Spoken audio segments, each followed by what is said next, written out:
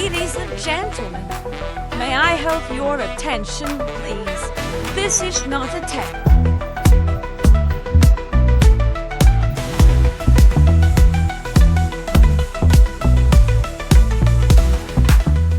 MLB GMs who got exposed at the trade deadline. What were they thinking? Every year, the MLB trade deadline turns front offices into war rooms. Some GMs emerge as heroes, others, they get absolutely exposed. Team president Frank Coonelly parted ways with the organization last week. He was replaced by former Pittsburgh Penguins executive Travis Williams. Whether they stood pat when their team needed help, blew up a roster that was thriving, or gave away a future all-star for a rental bust, these decisions leave fans shaking their heads for years. So today, we're diving into the wildest, worst, and most head-scratching trade deadline decisions in MLB history. Buckle up because some of these GMs were just not built for the moment. And your day starts early in the morning communicating with your staff. It's your ownership. You got to be able to keep your ownership informed. What are your conversations up to date? Because you can work out a deal with another team. That deal, your ownership is informed of it, prepare for it, and you got to be able to communicate that with them. The art of the deadline deal. Before we expose the worst of the worst, let's break down what the trade deadline is all about. Every July, contending teams look to bolster their rosters, while sellers try to build for the future.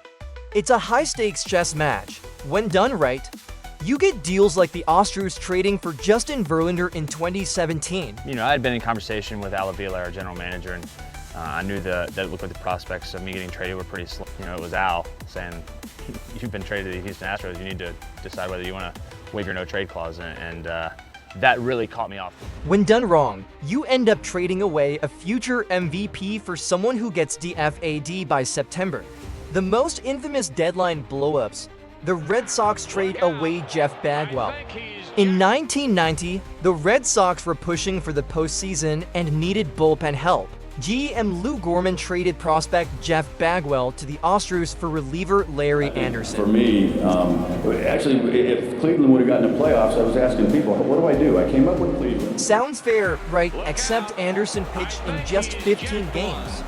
Bagwell, he went on to have a Hall of Fame career. One of the biggest trade deadline regrets in baseball history, Mariners give up Adam Jones for Eric Bedard. Seattle needed a starter, and they saw Eric Bedard as the ace they were missing. But to get him, they sent a haul to Baltimore, including outfielder Adam Jones. Jones turned into a 5-time All-Star. Bedard injured, inconsistent, gone in a few years. GM Bill Bavasi never lived it down, and this trade is still mocked by Mariners fans to this day. Cubs trade Gleyber Torres for Aroldis Chapman. Now this one is tricky. The Cubs did win the World Series after trading for Aroldis Chapman, but they gave up Gleyber Torres. I try to be a little bit more faster than the normal. I know Morel is really faster runner, so I feel like in those type of situation and be a little bit more secure. Yeah, I made a mistake and I think that caused the game. Not good. I don't think we played really good baseball. Me either. In hindsight, the Cubs went all in and it paid off, but would you still give up that much for a rental closer? It exposed the desperation of a front office trying to break a curse. Mets stand pat in 2021. The 2021 Mets were in first place in July, but GM Zach Scott made almost no moves at the deadline. Result, the team collapsed in August, and the Braves won the division. Fans were furious. The front office looked lost.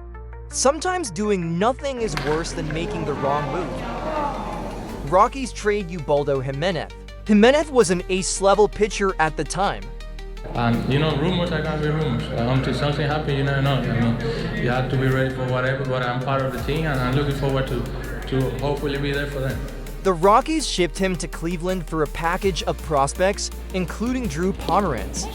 None of the return players ever panned out. Jimenez had a few solid years. But Colorado gave up a fan favorite for nothing. It showed a front office without a clear plan. When GMs overvalued rentals, some GMs think they're one piece away. So they give up the future for a rental, and when it fails, that future becomes someone else's all-star. Brewers trade for Zach Greinke.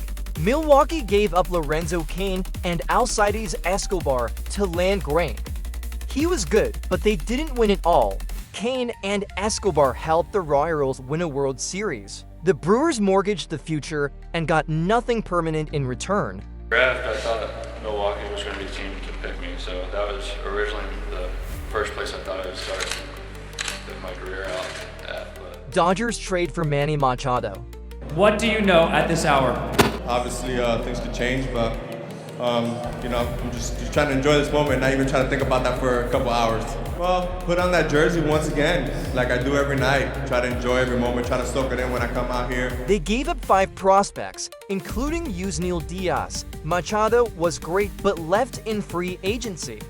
The Dodgers fell short in the World Series. Jim Wolf about that slide. A gamble that didn't pay off. Diamondbacks trade for J.D. Martinez. Arizona landed Martinez, who was on fire. But they gave up 3 prospects. Martinez left months later. Ending a Monday Night Tiger game for what the team suggested and wanted the team to sell, trading J.D. Martinez at. Martinez is set to become a free agent. His contract has $5 million left on it. The D-backs will pay the entire remaining sum. GMs underestimated their window. Pirates trade for Chris Archer. One of the worst trade deadline deals in MLB history. Pittsburgh gave up Tyler Glasnow, Austin Meadows, and Shane Baz for Chris Archer. Glasnow became a frontline starter. 5 of his 7 strikeouts against the Giants. Meadows became an all-star. I'm just excited. It's crazy how, all that happens full circle. Baz became one of the top pitching prospects in baseball. Archer struggled, got hurt, and never looked the same. GM Neil Huntington got absolutely exposed. White Sox trade Fernando Tatis Jr. Stand back, down to third base, and Segura goes to second for 1. The Sox wanted veteran starter James Shields.